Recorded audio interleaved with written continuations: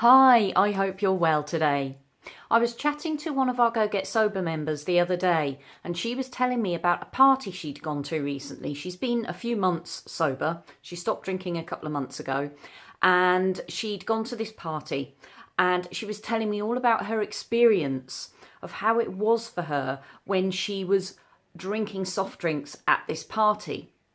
And I know for quite a lot of people, this can be a really big issue. So today's video is all about what happens when we go out and we socialise. We go to social events, parties, dinners, meals, family events, and we're worried about what we're going to say and what we're going to do and what people are going to notice, what people are going to be thinking about us if we're not drinking. And so what this Go Get Sober member was telling me was that she'd been to this party, and she's been to various different parties and social events since she's been sober. And what's happened, oh, bloody fly. I've got a fly whizzing around and it keeps getting in the camera lens. So if you see a little dark shape zooming about in front of my face, it's a fly. It's decided to come and say hello. So she was telling me all about this party, and she was saying that in the past she would have put a lot of energy, a lot of thought and a lot of focus into what she was going to say to people, how she was going to justify her not drinking. Now these people at this party were people she didn't know very well. She'd met them a few times. They knew of her. They'd shared a few kind of drunken antics together and some mutual commiseration over hungover breakfasts together, but she didn't know them very well, and they didn't know anything about her issues with alcohol. And she'd gone to this party and she had decided that she was sick and tired of doing the whole kind of, oh yeah, oh no, I'll just have a soft drink because I've got to drive somewhere. I've got to drive someone somewhere after the party. Or she used to say things like, oh, I'm on medication. Or she'd say she had an important meeting or something in the morning, she needed a fresh head. But she described to me that when previously she'd been going to social occasions, she would have this big pressure on her shoulders of what she should say, what she should do, worrying about kind of being under the spotlight and feeling really self-conscious about the fact she wasn't drinking and needing to make up a story about that because she didn't want people to know that she'd had this problem with alcohol, and she felt really self-conscious about it. And so this was mounting up into a big pressure on her shoulders. And at this particular party, she'd decided she couldn't be bothered with any of that. So what she did when she arrived was she went to the bar. She was with some friends. She went to the bar and she ordered a lime and soda, and she didn't make excuses. She didn't explain why she wasn't drinking. She didn't say anything about any medical conditions, medications or anything else. She just ordered a lime and soda. And later on in the evening, when she was involved in various conversations with other people, the other people she was talking to would sort of interrupt the conversation and they'd say, oh, I'm going to go and get another one.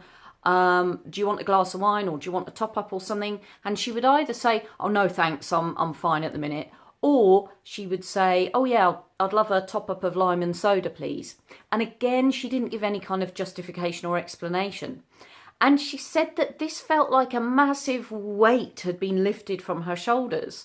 She said that instead of feeling like she was under the spotlight and this was a really big issue for her and everybody was going to be noticing and talking about it, she suddenly felt as if she was just someone at the party who happened to be drinking lime and soda, who happened to be drinking soft drinks. It wasn't a big issue.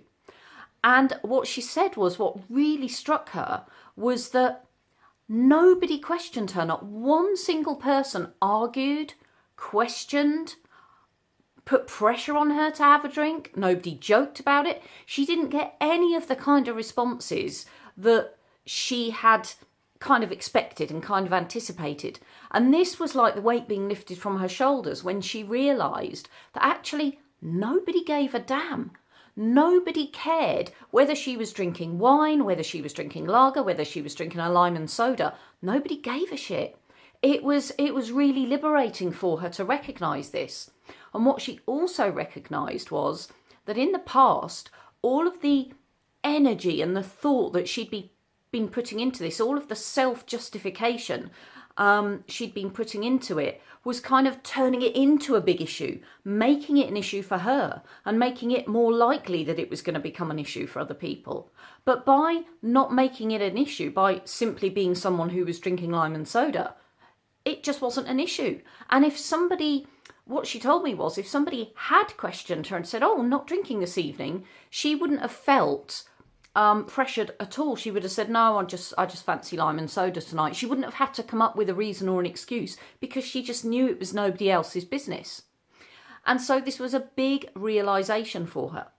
And what she also noticed was that as she was just someone who happened to be not drinking, she noticed more and more other people at the party who weren't drinking. When she actually counted the number of people who were drinking alcohol and the number of people who weren't drinking alcohol, sure, there was a majority of people drinking alcohol, but she was surprised by the number of people who also weren't drinking, and not one of them was being questioned.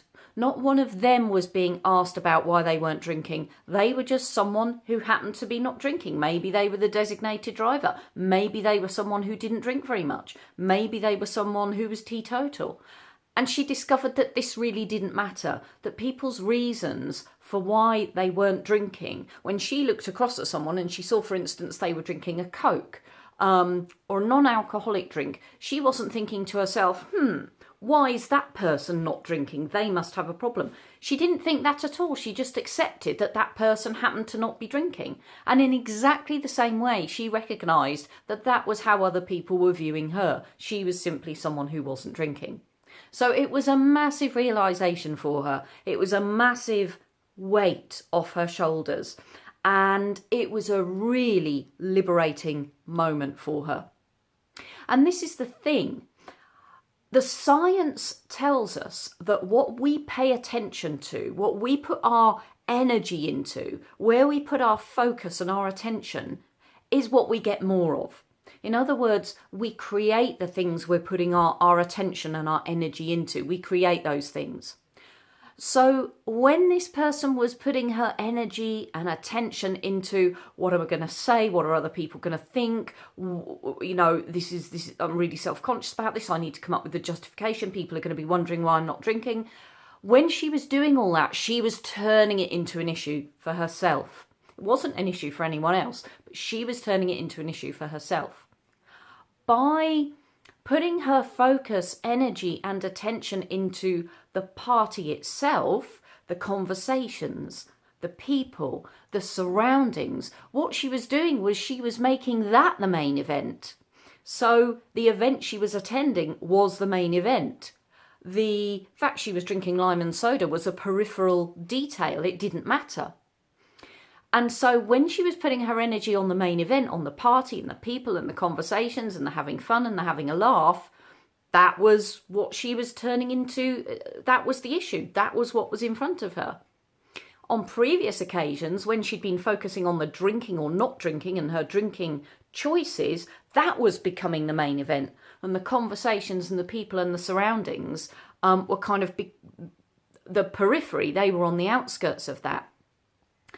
And so what we pay attention to is what we get more of. And it can be a really liberating moment when you realise that you've been creating this issue around your drinking choices and what other people are thinking about your drinking choices all along.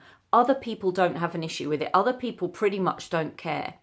Unless you're in a group of people or you're surrounded by people that you know really well and you habitually drink, that's what holds you together, that's the activity you do together, that's a slightly different kettle of fish, that's a different story.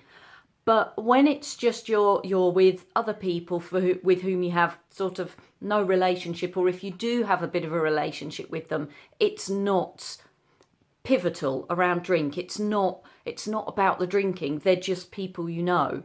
These people don't care. They really don't bat an eyelid. So if you've been worrying about what to say to people about why you're not drinking, you don't need to. Maybe this is just part of the learning to live life sober process that we all have to go through. Maybe it's true that we have to go through this phase of really concentrating on not drinking to make sure we kind of set that not drinking habit in place firmly enough. But even if that is part of the process and we have to go through that initially, it can be really helpful to know that actually you do get to a point where you recognise that this is only an issue for you. It's not an issue for anybody else. And you can say what you want, choose what you want, and do what you want about your own drinking, and it doesn't matter to anyone else. You don't have to feel like you're in the spotlight, feel that self-consciousness about it, because it really doesn't matter to anybody else. So this was a lovely conversation I had with this member, and she's just absolutely sailing through life right now because she's recognised that this doesn't have to be an issue. She was the one making it into an issue, and she can choose not to make it into an issue anymore. And so I really wanted to share that with you to give you a little bit of inspiration, a little bit of motivation, and something to think about. If you want more tips, advice and information on stopping drinking and living your life happily and healthily sober, you can subscribe to my channel. I'll look forward to catching up with you very soon. But in the meantime, let's go get sober together.